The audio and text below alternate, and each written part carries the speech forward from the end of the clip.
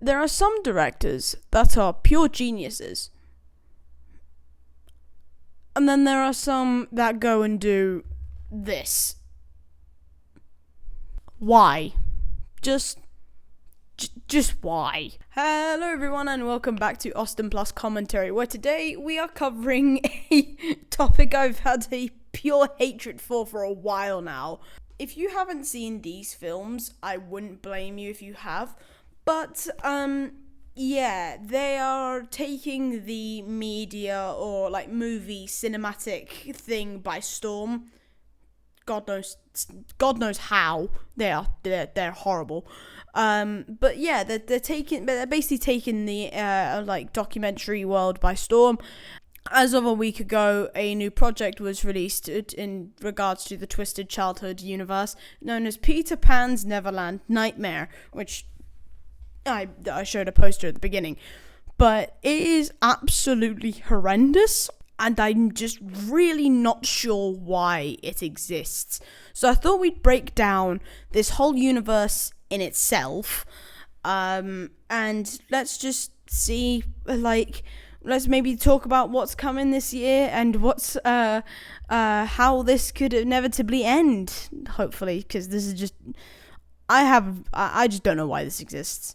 So first off, Winnie the Pooh, Blood and Honey was the first official project to ever be released, and when it first came out, it was not well received in any bit one way whatsoever, and it was I don't know how it was really accepted. The main thing I gathered from when I was looking at reviews and all that was the fact that people really rated the fact that the director took the effort to make a very a very common childhood story into a very twisted horror film. To me, that's just sacrilegious. That's just me though. I don't know about you, but I just find that completely wrong on multiple levels.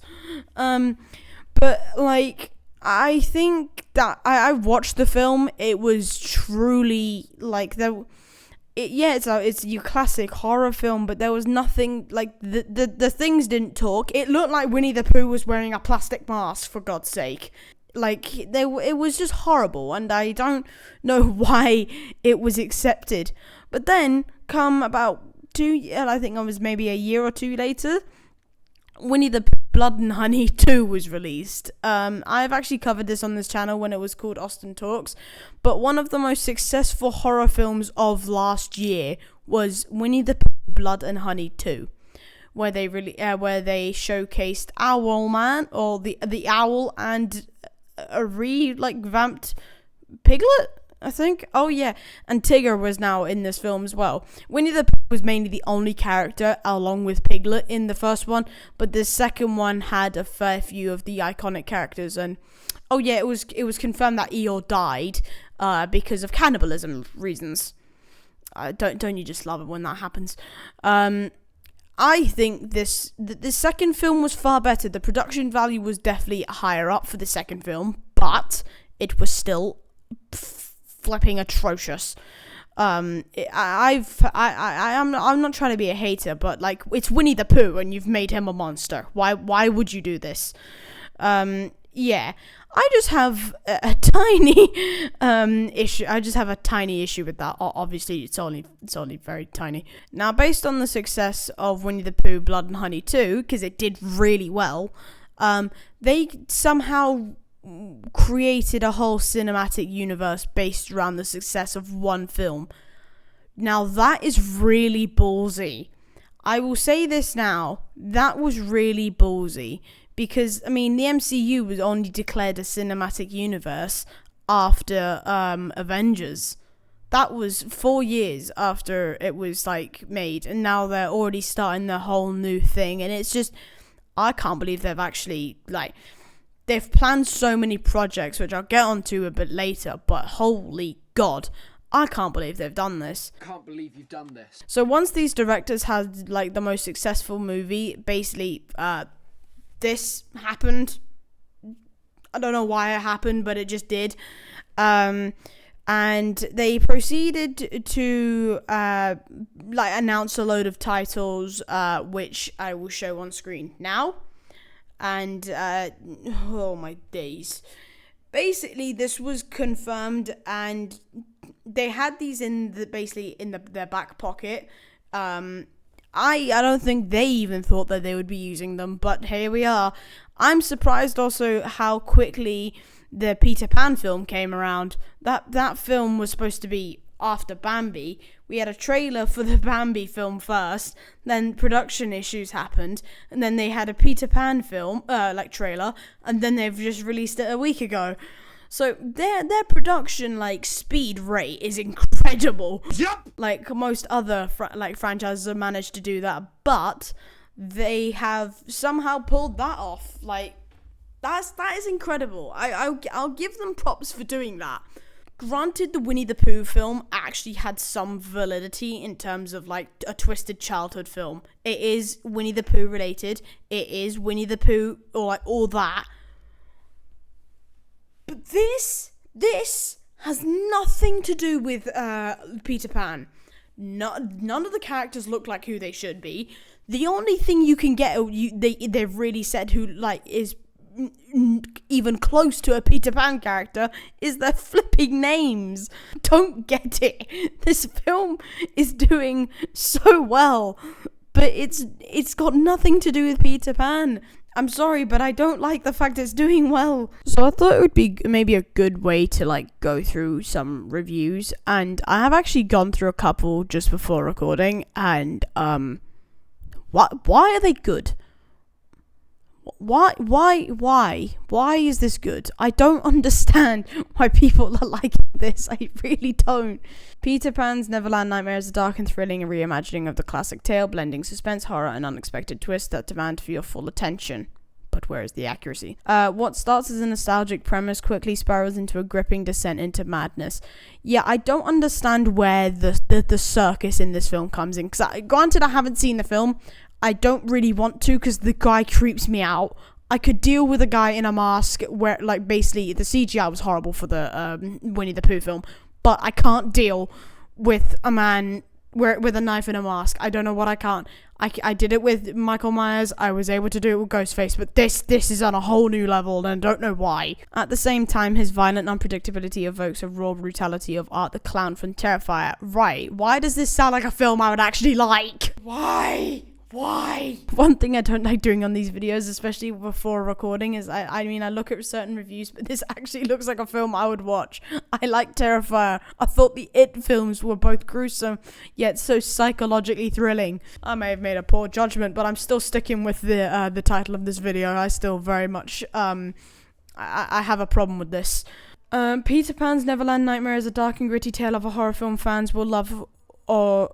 You are a fan of the Winnie the Pooh Blood and Honey films, you're definitely gonna love Peter Pan. It's gonna be a bloodbath. Yeah, I did. Even the trailer was horrendous. I mean, the deaths were so unnecessary. What? This is one of the best Peter Pan horror movies ever made. What other ones are there? Okay, really creepy, more blood and gore than horror. Kind of like It. Okay, if you didn't like It, then the general consensus from reading a lot of these is you're not gonna like this. You're gonna like this if you liked It, and if you didn't, yeah.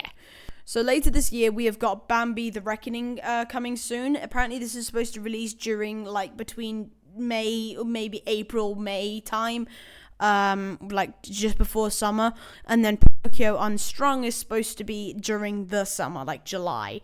So they are really spacing these out a fair bit, but they are really getting these films out.